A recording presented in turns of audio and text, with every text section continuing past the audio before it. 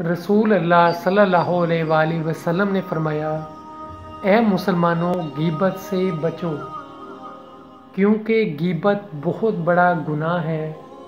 और अल्लाह ताला इसे उस वक़्त तक माफ़ नहीं करेगा जब तक वो शख्स ना माफ़ कर दे जिसकी गीबत की हो।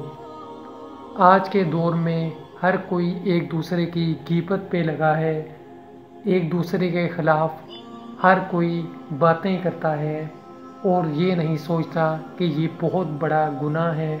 और ये गुनाह उस वक़्त तक माफ़ नहीं होगा जब तक उस शख्स से माफ़ी ना मांग ली जाए जिसकी गीबत की हो। लेकिन ये इतनी तेज़ी से हमारे माशरे में फैल रहा है कि इसे बुरा नहीं समझा जाता, बल्कि जहाँ पे दो शख्स इकट्ठे होते हैं